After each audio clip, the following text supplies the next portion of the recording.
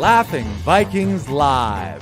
High vibe chats with actors, comedians, and creators, plus stand-up comedy, sketch comedy, and most importantly, you. That's right, join us every Monday for new episodes, and you can be a part of the show on Facebook Live, YouTube Live, and Twitch. Ask questions and interact in the comments, and make sure to share this with your actor, comedian, and creator friends so they can be a part of the show too. Can't make a live show? No problem.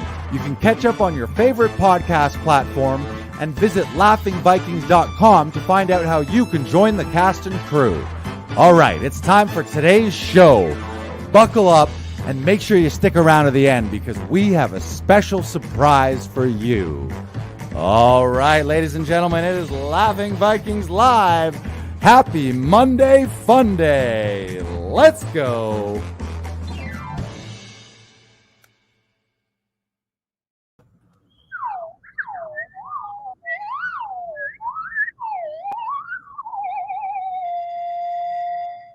Man, I'm getting really good at this slide whistle. I spent 4 years at Julie's Yard majoring in slide whistle. Ooh, wow. I feel like that would have been a very hard program for you. It was grueling. I went through about 30 slide whistles throughout the course. Yeah. You used them all up? The slide wears out. If you slide real hard, you blow the end right off of it. So, yeah. I had to take out a big student loan. Most of my student loan just covered my slide whistle materials and repairs. I bet. Yeah. Well, it's like those. Is it one of those things where it's more expensive to fix it than it is to just get a new one? Oh, absolutely. It's like a Mac laptop. You bring it in and there's a little dent in it. We can't help just you. Throw it out. We gotta throw this out. Buy a new one. Yeah. I was constantly upgrading, like a violinist. Exactly like a violinist, where they're just spending all of their money on a new instrument. But it's an epidemic for them. The violinists just never get a break. Right. Yeah. Let's take a moment of silence for the violinist. Right. A moment of silence for our off-the-top episode nonsense here in episode 42. Here we are. It's Monday, Fun Day. Happy to be back here. We're at Laughing Vikings HQ. I'm here in Comedy Alley. You can see behind me BK Broilers in the what do we call it? The breakthrough room. Yep. Yeah, the breakthrough room. Breakthrough room, aka the laboratory, aka Studio B here at Laughing Vikings. Yeah, that's good. This is my playground. Right? Yeah, you spent a lot of time in there over the last year. I did, and it's awesome. I love this room. It's like your room and at home at your house and maybe your kitchen and then this room. Yeah, it's pretty good. We've been upgrading it. I like that room too. It's changed a lot. There's a lot more gear and there's apparatus and there's just a million little things, tape and tricks and music stands and clips and props and all kinds of stuff. Movie magic in there. Movie magic. Got everything. Everything's made here. Yeah, anytime someone's in doing an audition with you and they ask for something, you're like, yeah, I got it right here. It's like, you have a remote control? Yeah, I got it right here. Do you have one of those grippy, pinchy things? Those reaching sticks? Yeah, of course, I got one of those. You have a comedic cane. You got a kazoo. You got a slide whistle. You got a tambourine. We got it. There it is. Yeah. Again, grab this. Again, viewers at home right now, you're watching Brandon with a reaching stick, a robotic reaching stick, holding his cane. That's interesting. That's an interesting way to use it. Like I can't even reach my own cane. Yeah, I can't. And now I'm holding my own hand. Right. Well, welcome to the show, everyone. Those of you watching the live stream right now, make sure throughout the show you can ask us questions directly to Brandon, directly to me. They can be about Laughing Vikings. They can be about acting. They can be about comedy. You can ask us what we ate for lunch. We'll happily share that. Maybe what color underwear we're wearing. All kinds of things. Who knows? No. Anything can happen on these. No questions are off limit. And if they are, we'll just say we're not answering that. So fire them in. Also, let us know where you're watching and or listening from in the comments too. We love to know where our international audience is. And stick around to the end, as always, because there will be maybe a little surprise, maybe some treats. Yeah, so I guess we should start and recap this weekend. This was an amazing weekend. We had an amazing 2 shows in Comedy Alley. Friday night, who do we have Friday night? We had let me bring it up for you, Lars. Oh wow, look at how prepared you are. Boom, there it is. Friday night we had Keisha Brownie, Arthur Simeon, Sammy Fareed, Jen Cicado, and we had a special drop-in from Andrew Packer, who was in the neighborhood, came to check out the show. We just threw him on. It was a great show. Smaller audience, a little more intimate on Friday, but all the comedians killed it as always. And then we had a rain delay / rain reschedule Saturday. Wasn't looking good, so we called it midday. As it turned out, we probably could have done the show Saturday night, but I didn't want to spend the day waffling and wondering and sending messages to people. Is there a show? Isn't there a show? So I just canned it, and then I regretted it later. But then my regret was fixed the next day, Sunday, because last night was an amazing show. Cue it up. Who did we see last night? Oh, well, we saw Seema Saperi, Mark Anthony Synagoga, Daniel Woodrow, and also Sabrina Douglas. And that show, last night, no offense to any of our other shows, they've all been great, but last night was, I think, the hottest show. All the comedians brought their A game. The audience was really vibing it, really electric. And again, they're small spaces, a very intimate spot. So it doesn't take too many people to ram that place, but it was so great. And there was times where I was on stage and I was just like, I fucking love this. Like, you have no idea. We've talked about this before, Brandon. Like, stand-up comedians are drug addicts. And fortunately, instead of heroin or cocaine or meth, their drug is stage time. Although a lot of comedians do cocaine too, I think, over the years, but not me. But stage time is our drug. And so every comedian for the last year, with the exception of some weird online Zoom shows and things like that, have been craving it. And it's like too much of your identity in some cases has been tied up to being a stand-up comedian. So we're all just chomping at the bit. And audience members have been missing. Like, everyone misses the human connection to, like, there's a big part of life to go out to shows and entertainment, whether it's comedy or music or theater, anything like that. Just to, like, we're humans, we're social animals. So there's something about going out, being entertained, seeing an audience, sharing in these special moments. And it was like, I fucking love it. There's no other way to say it except, like, I love it. It was love last night, man. I loved it. And you were there. I will say, Lars, you looked like a kid in a candy store for the entire night. Like, you were just hopping and jumping around. You were like, oh yeah, Brandon, did you hear that? Did you hear that joke? Brandon? Yeah? Oh yeah, that was good. Right. And you were just loving it. And I thought that was very heartwarming to see. You having so much fun. It was great. I love it. Like, when I'm out there, that was the third weekend we've done shows, and I'm still out there kind of looking around, pinching myself, where I'm like, where are we? Like, because you saw it before.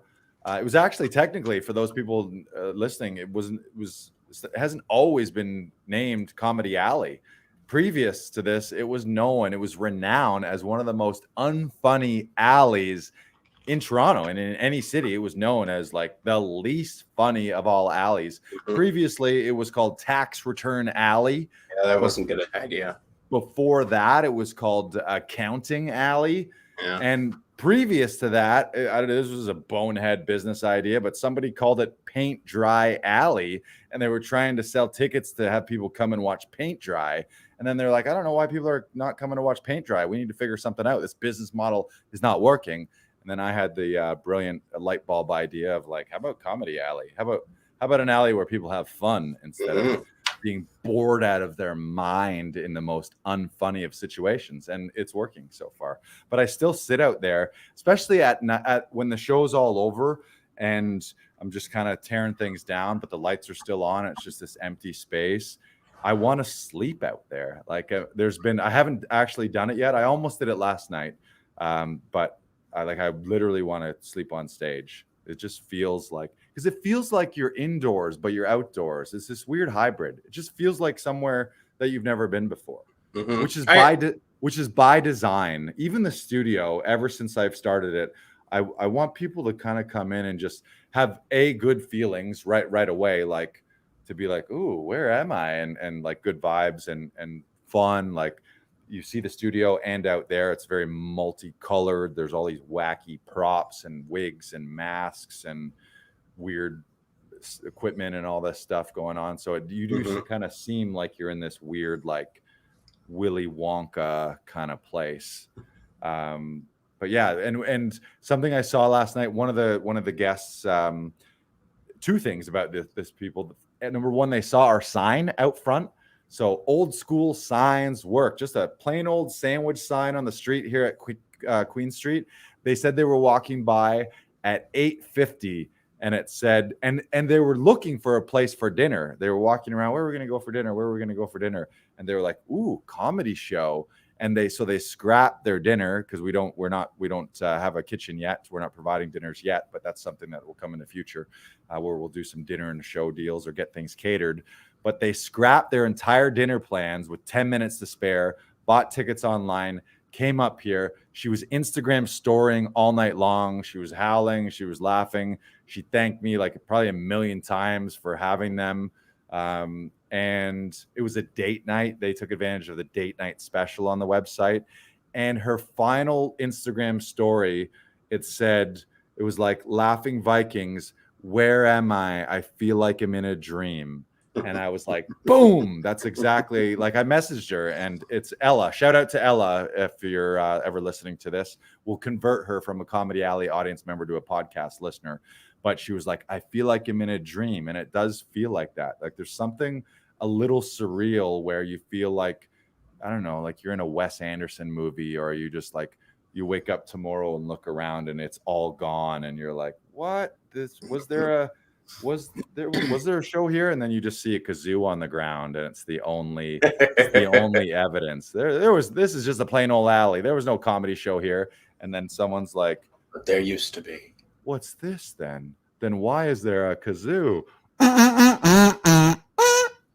Right? It's so good. I'm pumped for it.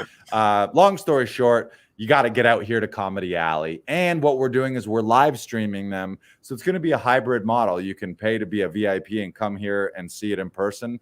And honestly, let's be truthful.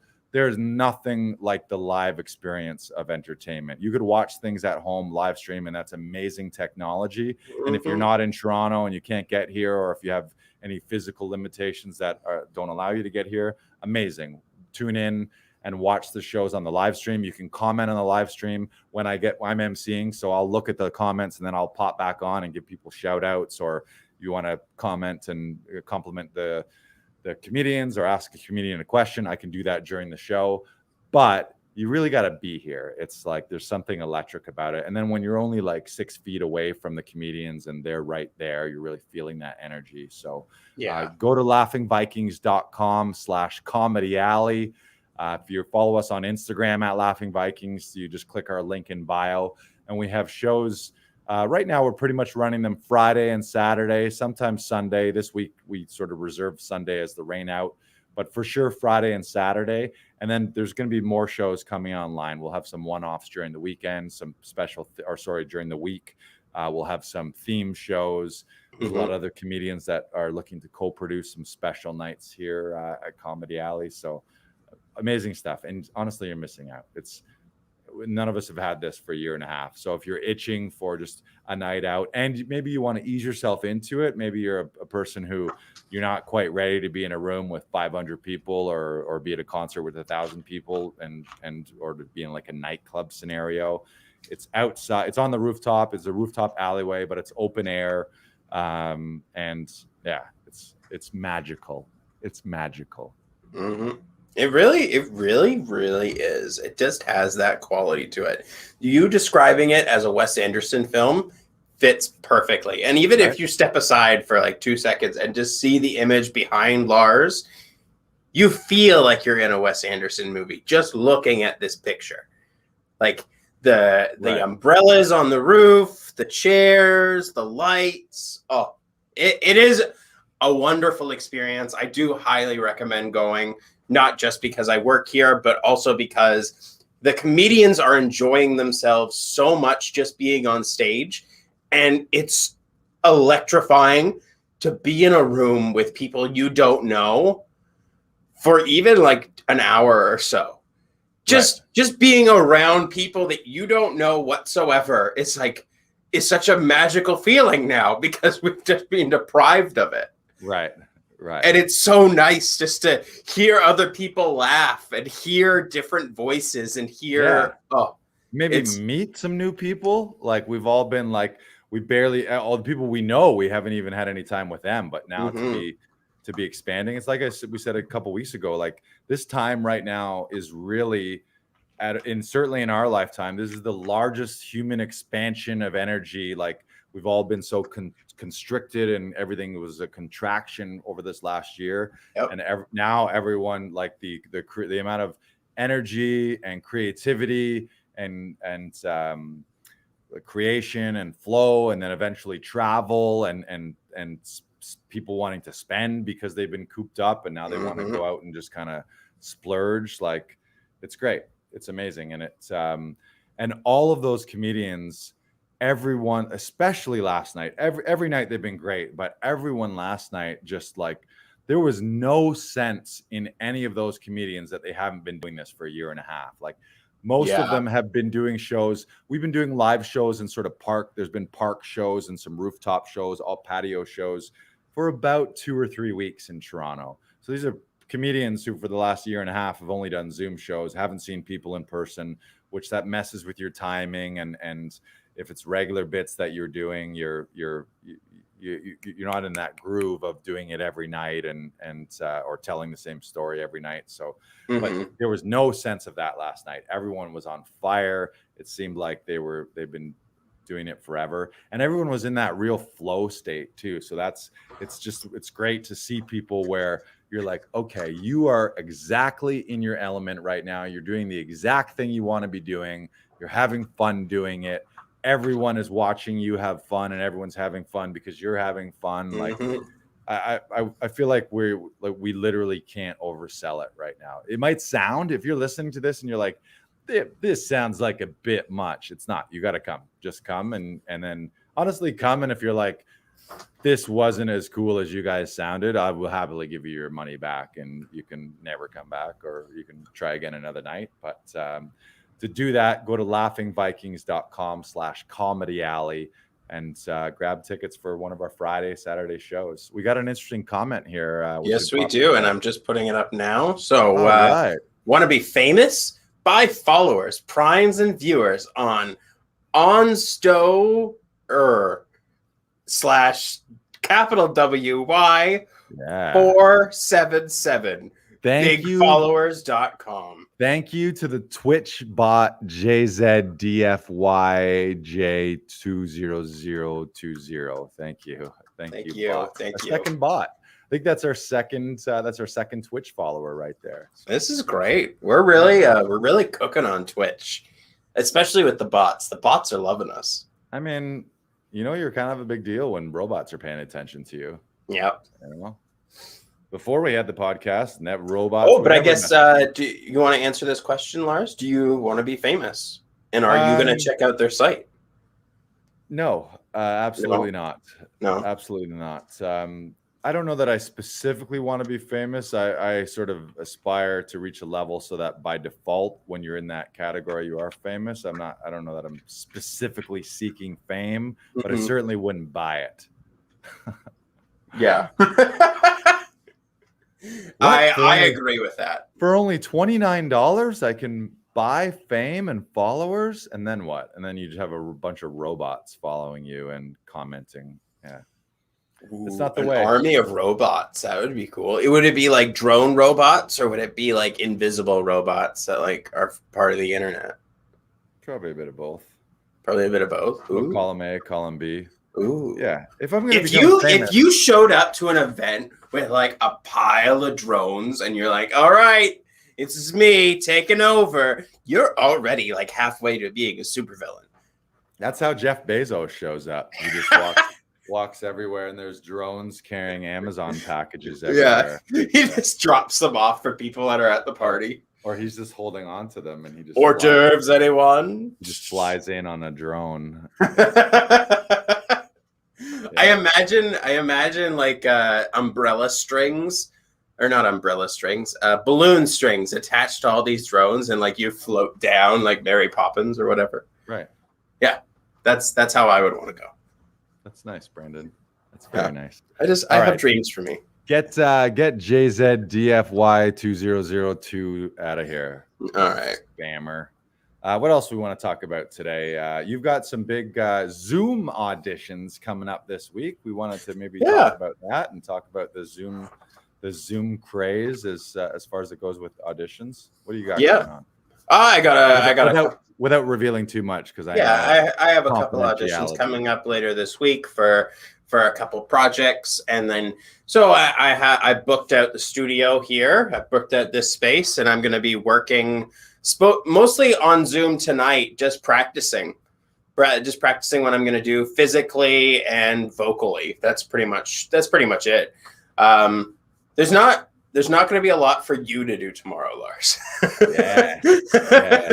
So for those people watching, maybe if you aren't an actor, one thing that's happening these days is rather than being in person with the casting directors or the production crew and auditioning right in the room with them, you hop on a Zoom, and usually it's maybe the casting director, the director, maybe a handful of producers. Mm-hmm. If it was a commercial, they might have some of their client, like the brand client people there.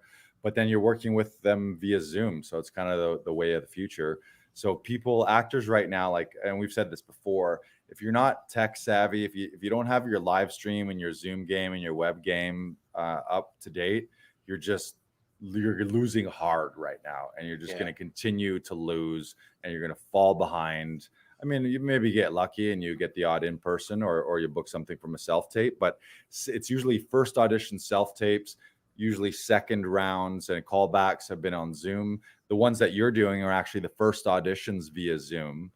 So like, you think about if you don't have that stuff down, or if you have like shoddy internet, or you don't have a nice area to use that you're comfortable with, it's just the stakes are too high, and you're going to lose stuff. And it's impossible if you're a production or a casting director, and in your one shot that you're doing this audition, if you start glitching, and I say this, I've frozen a couple times during the podcast, and thank God it wasn't during an audition, because no matter, I mean, people have patience for that, but really not so much. It's if you're glitching out and your connection's no good, or you're at a spot where they can't hear you, and your dog's running in, your cat's running in, and you're trying to yell at you, you're like, I'm doing an audition. Oh, I'm so sorry. My kids are here. They're just going to be like, okay, this person's a walking disaster. Their whole life's a clusterfuck.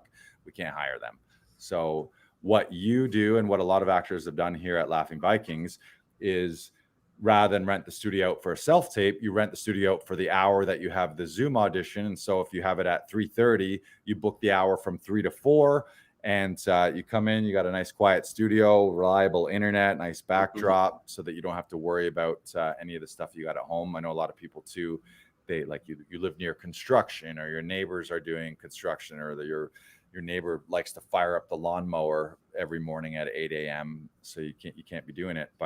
And then what happens as well, when you book it, one of our session runners, when you arrive, we'll run the scene with you. So maybe for that first half hour, you're running through the scene, figuring out on Zoom, so you know your entrance and exits. You can figure out your frame. You can start blocking it a little bit. You can figure out, okay, here I'm going to come in for a close-up. I'm going to start out at a wide here, and I'm going to do a false exit and then pop back in. Like you figure out all those camera dynamics ahead of time, rather than sort of being a deer in headlights just for the audition. So you come in, you work it for a half an hour, and then whatever time you got to log on to the Zoom, you hop on with maybe 5 minutes to spare, and then you're already hot, like you're already cooking, which is interesting, because the pre-COVID version of that is a lot of the times what I would do when I would have actual in real life auditions, and we're sort of in the studio district here, so a lot of the casting directors were within about a 15-minute walk of the studio. So I would often be on camera, not Zoom, just old school camera, and I'd be running the scenes either by myself or with someone else. And then I'd just run it. And then I walk 15 minutes, but just having done like 20 takes of it. And then you walk in fresh and hot, rather than some people, unfortunately, make the mistake of thinking that you can walk into an audition room and this can be the first time you're saying the words in your audition. And that's a massive mistake. There's no way you're going to be the best. It's like there's other people that have said it 500 times live with another actor. So to think that you're going to walk in and be like, I'm going to say these words for the first time, and my ideas that I have off the top of my head are going to be enough to carry me and enough to wing it. It's a little what's the word? What is the word? Naive is the word. So it's great. Yeah. So you can book people, and there's two ways. You can book the studio to do Zoom sessions where you're using our studio for Zoom, or you can actually book Zoom sessions with us and you can stay at home and we'll hop on a Zoom with you to record a self-tape. But if you actually have a Zoom session with production in a callback situation or in a first audition, then the studio is available. So you can go to laughingvikings.com/actors, laughingvikings.com/actors, and that'll lead you to the self-tape spots. And while we're popping that up here, on that same page, you can join a free Saturday workshop with Tom Todoroff's Conservatory out of New York, and you can attend one of those for free. You can be our guest at one of those, and when you decide to join, you can use code LARS15, LARS15, and that'll get you 15% off. And some exciting news about the Todoroff Conservatory is this time next week, I'll physically be in New York City. I'm going down July 26th I arrive on the 25th, but July 26th to August 1st is their week-long summer intensive. So it's 4 days with the conservatory faculty doing all kinds of different classes and workshops and voice and speech and movement and all the things that you would sort of a taste of the conservatory. And then 3 days of scene study with Tom. I've got my 1 second, I'll grab it here. I have you either bring in monologues or scenes, and this year it's cool because it's kind of a hybrid event. So some people are doing it from Zoom all over the world. There's people in Mexico, people in Ireland and Spain and Portugal, all over the US and Canada as well. And then there's a group of people, mostly Americans, I would assume, with the travel restrictions right now. I have a fun fact about Larsy Boy here is I actually have US citizenship, so I'm able to cross the border as a U.S. citizen. But this is what I'm working on. John Patrick Shanley's play, The Dreamer Examines His Pillow. Yeah.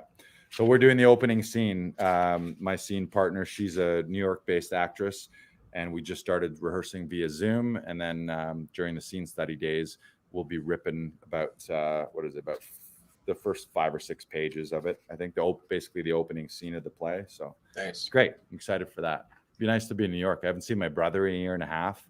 And I was down there October of 2019 with the intention that trip was going to be the first of regular trips every month, 2-3 months to go down there, do some stand-up. I was establishing a relationship with Todoroff's Conservatory, and I went to the studio while I was down there. And that was the idea, to kind of shuttle back and forth between Toronto and New York, and then give my agent the heads up that submit me for things in New York, because I can go back and forth. So hopefully this is the reiteration of that a year and a half later. But I'm pumped. Yeah. I already got my hotel booked. It's great. Ooh. Yeah. Okay, I thought you were going to be staying with your brother. No, he's kind of got a small space, and it's a studio space as well, a music studio. So there's a lot coming and going, and I just didn't want to have to burden him with trying to arrange, okay, when are you leaving? When are you coming? Is he got to be around to let me in and out, or if he's working on certain days? So living it up in Manhattan. I got I believe it's called the Hilton Garden Inn in Chelsea, Manhattan, on the lower west side. Not too far from Union Square, not too far from Madison Square Garden. How far away is it from the studio? Not very far. It's probably like a 15-minute walk for me to stroll down there. Maybe 20. Yeah, not far. Nice. But pass some McDonald's on the way, get some coffee. McDonald's? What are you talking about? Why? What? You think I'm going to go all the way to New York to just eat McDonald's? No, I'm just saying on the way you could grab McDonald's. You could grab a coffee. I'll grab a classic New York diner, New York deli coffee.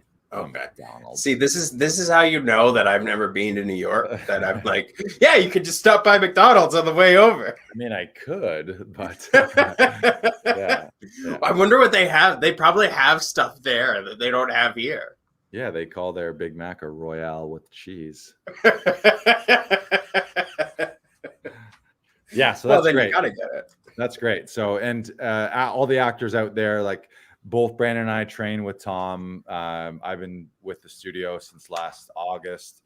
It's one of my favorite parts of the week every Saturday, and it's been transformative. I feel way better about my acting, and I feel way better about just my life in general. I feel like I'm a stronger person for attending those, and just a better outlook on life, and more of a fighter, and more of a person proactively going after what they want. And I think that's a big part of anybody's life, whether you're an actor or not. You got to decide what you want and go get it. Yeah. So I know what I struggle with a lot of the time is like not hearing anything.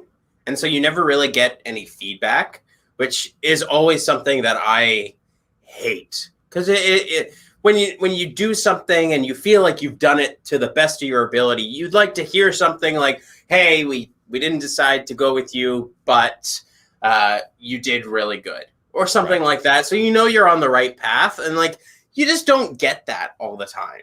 And it's through no fault of your own. It's just because everyone else is busy and they can't check in with you.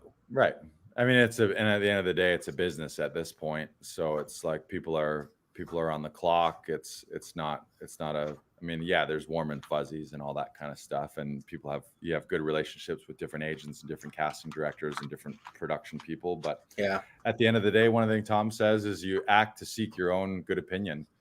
And that's what I'm trying to learn now.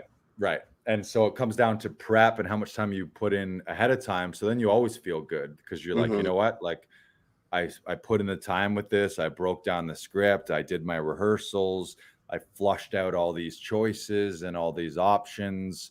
I put together a great self-tape. And then you kind of leave it on the table. You don't really need someone to say, hey, good job, buddy. Because you know internally you did a job. And we all kind of know it doesn't matter what it is. You deep down, there's a voice inside that knows that you're putting in the work in whatever it is you're doing, or there's another voice saying you're shit in the bed right now and you're full of shit. And that's where like imposter syndrome can sneak in. And usually that's from you're not staying sharp, you're not working, you're not rehearsing. And then you start to doubt yourself and you're like, can I even do this? But if you're spending the time and really diving into it and you're really committed to it, then you don't feel that way. You just feel like, fuck it, I'm great. Like, this is really fun. I'm having fun. Mm-hmm. And even when you're super dedicated to it, there's still going to be days where you don't want to do it because you don't get either the feedback or you don't get that same sense of joy from it that you did 2 days ago or yesterday. Right. And it's checking in with yourself to make sure that you're still secure, you still want this, right. And then pushing through that. And like the more you keep trying to push through that and do the little things, either I know Tony Robbins says do something physical right before to get your heart rate going, get your mindset back into it. That's a great idea. Like just do 15 jumping jacks and then start doing a scene, or just start doing something to get you going, get your heart rate going, get yourself in your body, and then start going, because you can do this. And we always want to make that make sure that that's the thing that you take away from this podcast, is that you can do this. And the more you fight through those feelings of not feeling like you're good enough or not feeling that you're ready for the big opportunities, you will succeed. You will push through. Just keep going. You can do this. We believe in you. Look at Lars. He's exerting so much energy right now. It's because he loves you. It's for you. All those punches were for you. I was punching through your limiting beliefs and your shitty work ethic. Here you go. There you go. Keep going. That's good. That's fun. I think that was my favorite segment of the entire podcast so far. Yeah, we'll make that nice. There you go. Look at those guns. Oh, yeah. We've been working on them. Oh, okay. I'm tired. Can we wrap this up now? Oh. Yeah, we probably should. Oh. So we before, don't need to yet, but yeah. So I do have a random question for you, Lars. Ooh, a random question. And I really, do we have the random question whistle? This one? Yeah.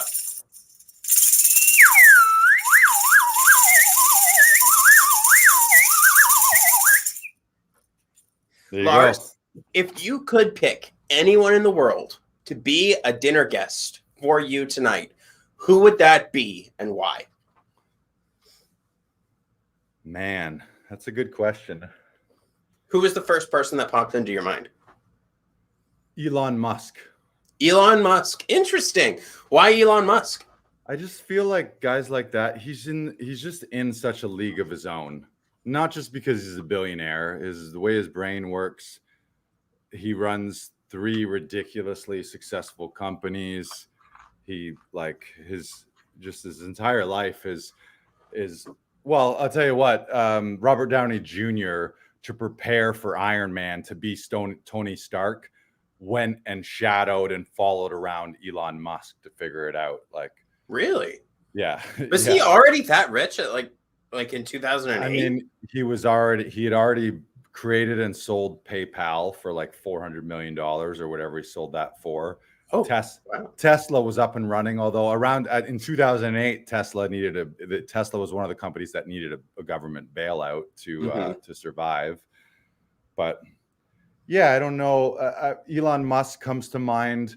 That's like a general person. If it was comedy and acting related, I would say either Will Ferrell or Jim Carrey.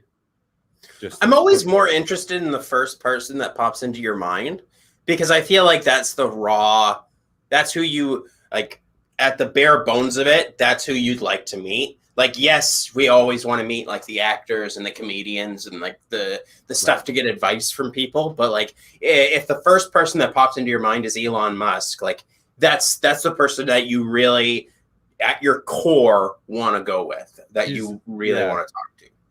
I mean, it's kind of a weird choice because he's almost like, to me, if you see him and listen to how he talks, like he's very like, I'm wondering, like, is he even human? Is he a cyborg? Like, is he AI? Like, did he create a cyborg of himself? And it was just like, okay, I'm gonna chill in my basement and let this robot go be a superhuman.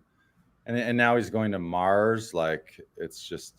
And I know that there's a lot of people who are like, fuck billionaires and all that stuff. And yeah, I kind of like, there's part of me is like, you spend billions and billions of dollars on Mars, or maybe spend $1 billion to feed some people on Earth. Like that's a pretty good argument. But he's just prolific. Like he's just on another level. His brain operates on another level. One of the things that I'm always really impressed with him, and he's really awkward, or he's often awkward. He's kind of funny too. But I watched one of his Joe Rogan interviews, and an interesting thing I noticed and really took away from it is a lot of the times when we're asked a question, we have an urge to immediately answer because we don't like the dead silence. But he would just Joe would ask him a question, and he would awkwardly sit there like for too long, but he's thinking, you can see the wheels turning, and he's thinking of the question. Okay, what is the question? And he's actually formulating, okay, what is my answer? And he's thinking through that. How can I best put that? Maybe he's considering the pros and cons of what he's about to say. But I feel just his brain works on another level, and it's just a different level of intelligence. So I really respect that because a lot of times you ask me a question, and I just whatever, like just verbal diarrhea that comes out of my mouth. And I think a lot of people do that, but he seems to be very thoughtful, and he considers it to the point where when you watch some of those interviews, you're like, you almost want to slap him. You're like, Elon, wake up. like his program is glitching, like the software in his brain is just not, there's like the rendering line or like the circle kind of thing. Loading. But yeah, I think he's interesting. Nice. Cool. What about you? Scott Niedermayer. It's always going to be Scott Niedermayer, no matter what. I have to beat him. I need to. I don't know what it is about my life that's now become associated with this person. If you don't know who Scott Niedermayer is, he was a hockey player who played for the New Jersey Devils for a long time, won 3 Stanley Cups with them.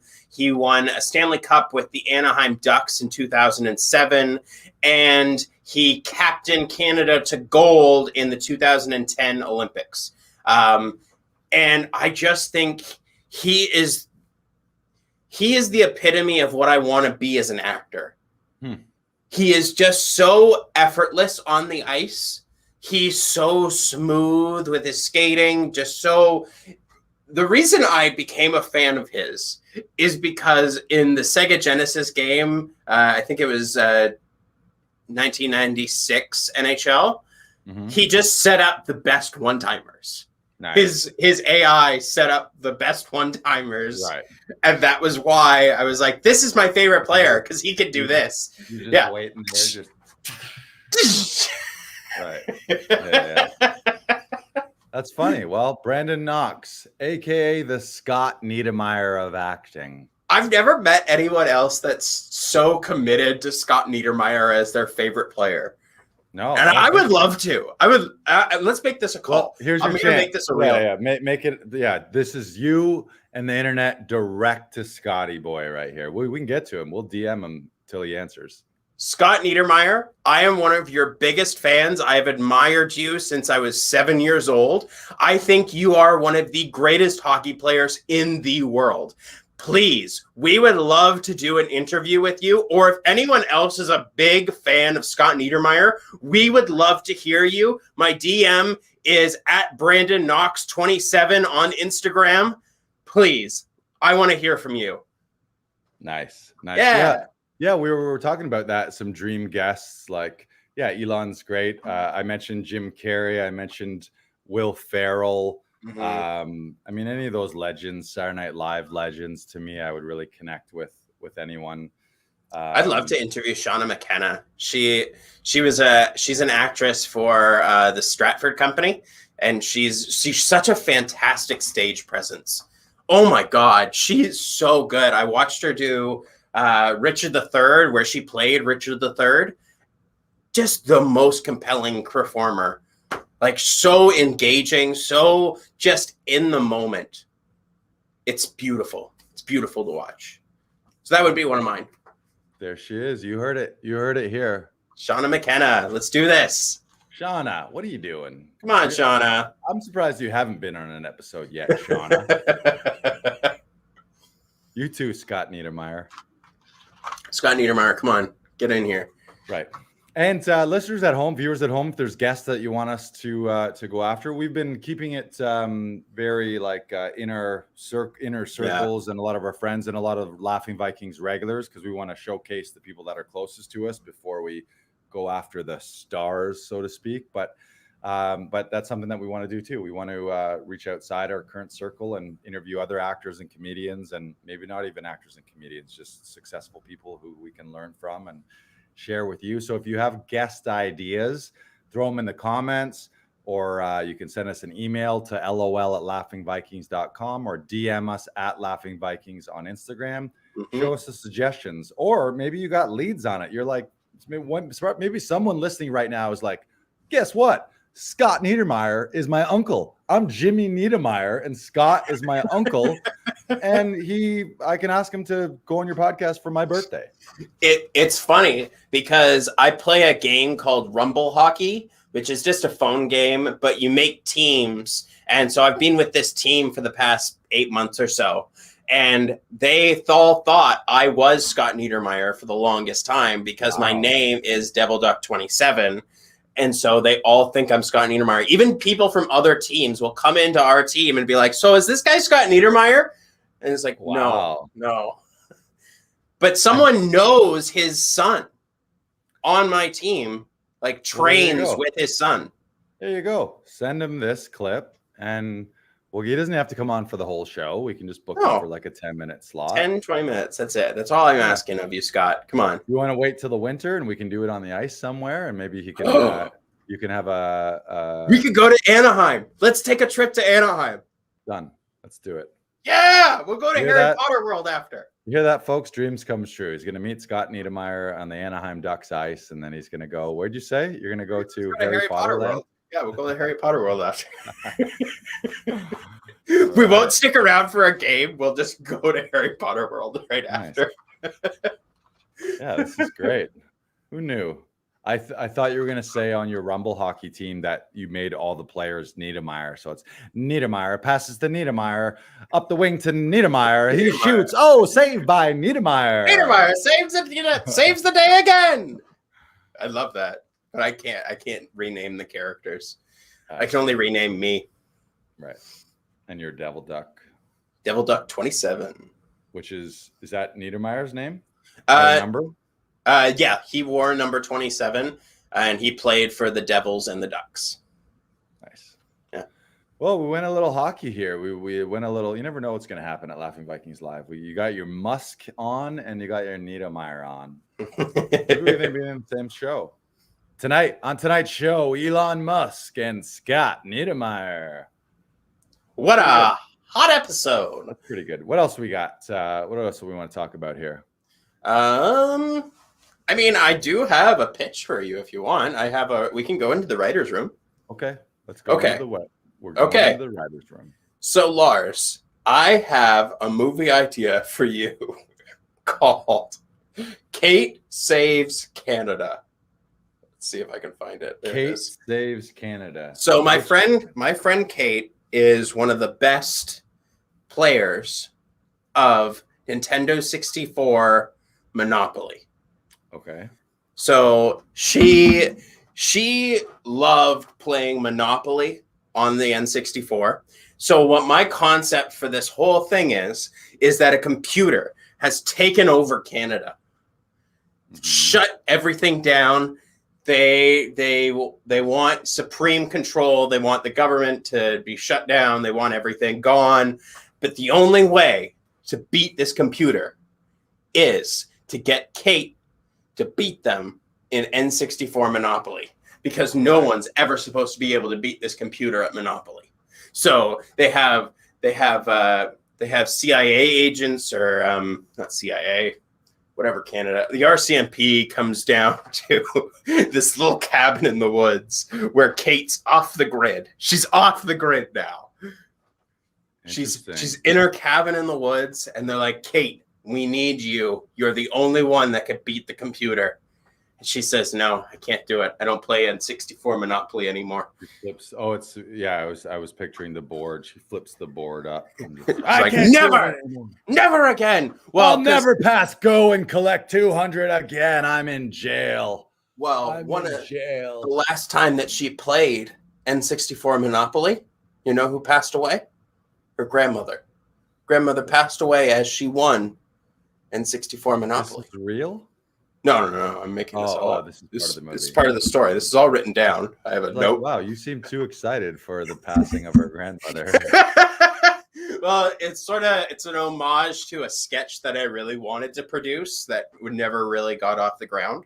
But her grandmother dies when she wins this N64 game when she was a kid, and now she refuses to play it. But she needs to for the good of Canada. Right, the classic. I got to come out of retirement, like the military guy who saw. We'll do a montage of her like training, maybe even like them playing the game, like physically. Right, and she's got all her money. Like she's just walking everywhere. Like you walk into her house and there's just Monopoly money everywhere. Yeah, she's got little thimbles and race cars and. The little Monopoly guy. Does the Monopoly guy have a little monocle? Is the Monopoly guy the same guy as Mr. Peanut? Is that the same guy? Mr. Peanut has a guy? You know Mr. Peanut? Oh, no. Or do they just both wear monocles? Are those the only two? They both wear monocles. In the world that wear monocles? They're part of the Monocle Club. Were you not part of the Monocle Club? Never got one. Well, you should get your monocle. I have a pair of glasses I could break in half. Well, there you go.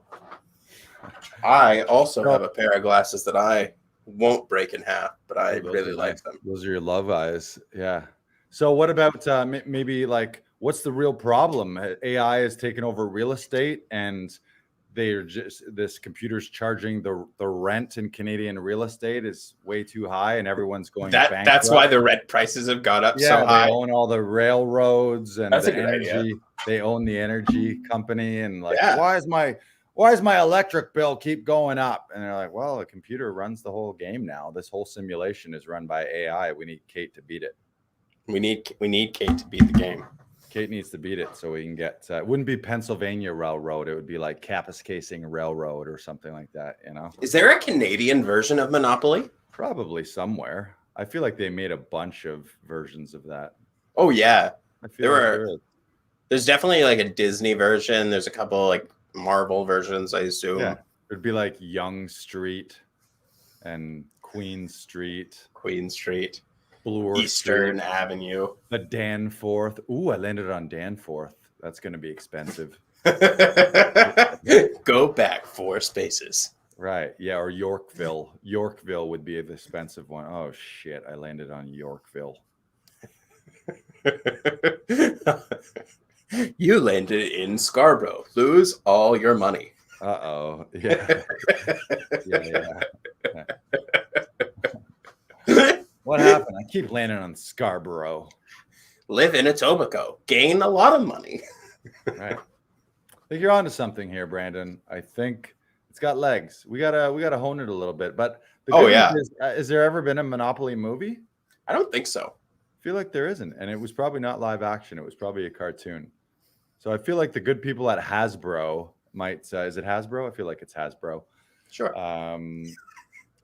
Yeah, I feel like they could. That's a good pitch. We probably just get them to pay for the whole thing. Yeah, it's just going to be a Monopoly movie.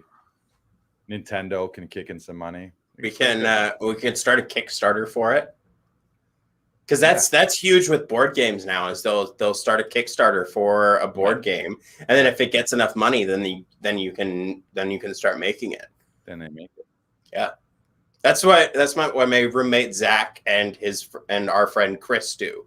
Is they'll back games, and Chris now has a YouTube channel called Room and Board. Shout out to Chris George, who is making content for Kickstarter games and giving advice on new gamers and what to buy, how to navigate through the Kickstarter formula, because sometimes it can be very daunting, especially with all the add-ons and packages and special deals that go on there. Cool. Yeah. Yeah. So we'll keep talking about it. You got a name? You got a name? Let's throw out some names out here. What? It's Kate Saves Canada. Oh, Kate Saves Canada. Right. Kate Saves Canada. Monopoly. Monopoly. I love having like the generic like big titles that don't really mean anything. Like it has nothing to do with Monopoly. It has nothing to do with the plot of the movie, other than Kate may save Canada at some point. I'm going to throw in an alt title called "Don't Pass Go." Do not pass go. Do not pass go. Is it do not pass go or do not collect 200? Something like that. Do not. Or don't go back to jail or something. Yeah. Park Place. I like it. Yeah. But there you go, folks. We've just started the first Monopoly movie. Brilliant. There you go. Brilliant. All right. You want to do a quote of the week, Lars? Yeah. What do you got for us? I got success only comes to those who dare to attempt. Whoa. You saying I can't do nothing and be lucratively successful as a result of that? I am saying that. I can't just sit here. I'm wishing right now. Is it happen? Has it happened? I'm wishing real hard. I can't do it. I'm sorry, buddy. I gotta actually do something. Like I gotta attempt it. Like I gotta. Yeah, Lars. Let me tell you something. You gotta dare to dream. You gotta dare to dream.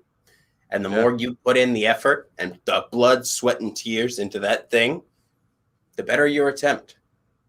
Well, I'm gonna show you. I do dare to dream. I'm gonna share my screen right now. Do it. And on my screen is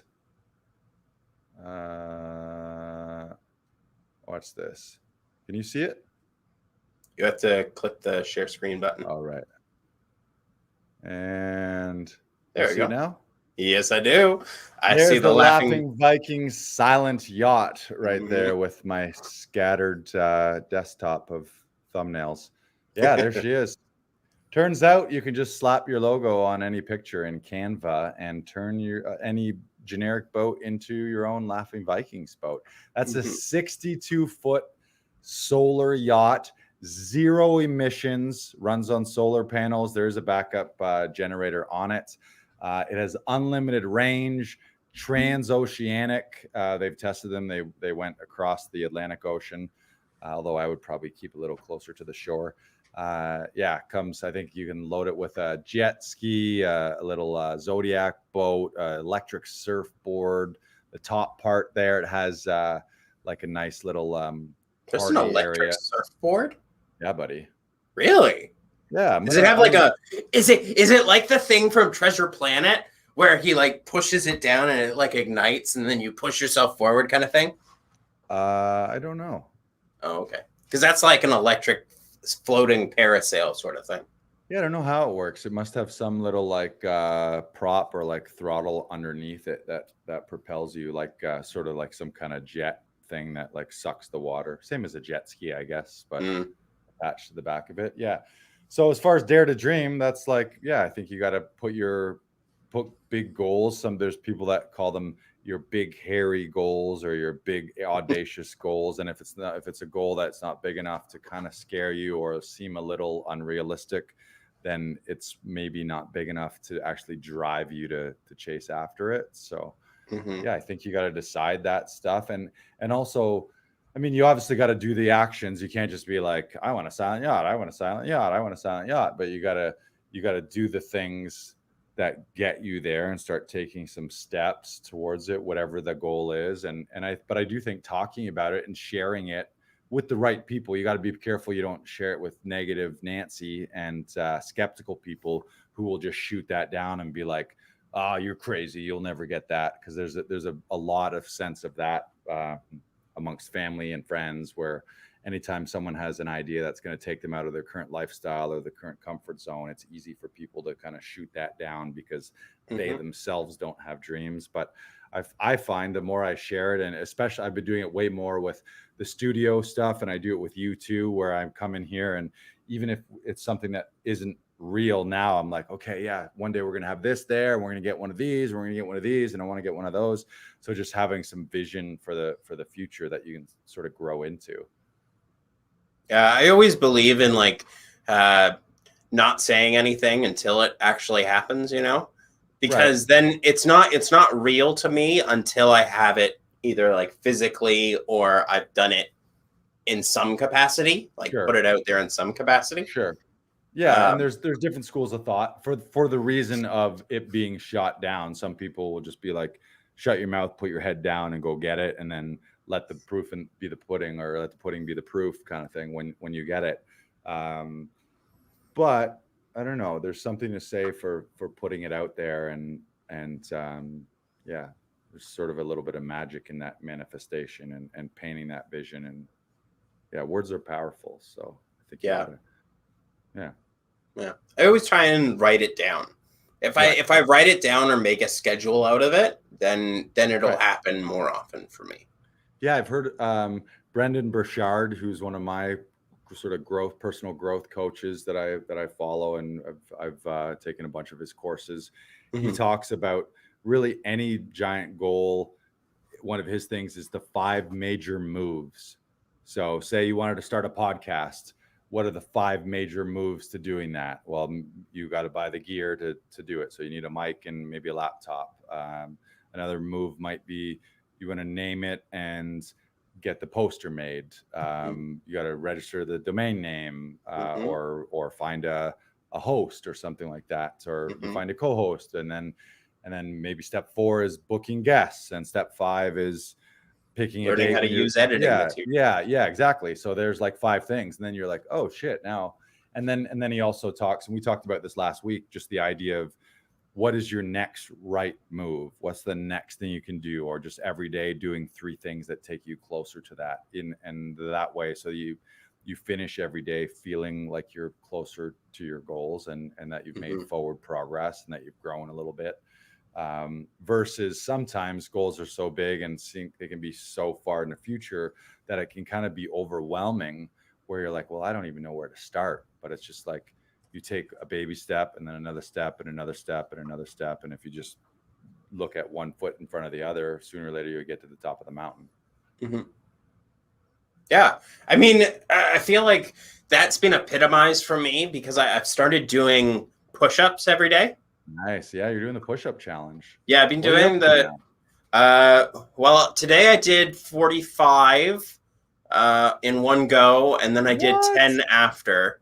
And I'm trying to get my hands closer together now. That's a lot. I actually, like, I believe you because I know you wouldn't lie about it, but part of me is saying like 40. I don't know if I could do 45 in a row. Not now. I keep trying to get to 50 in a row, and I've done it before, but I haven't done it consistently. How about you pick a date and we'll do it live on the podcast? We'll just tilt your. I mean, we can do an Instagram story of it. Camera down. Yeah, let's do it. And I'll just be yelling and screaming. Oh God. 47, 48, 49. No cheating either. You got to get all the way down. I'm trying. I'm working on it. That's great. That's great.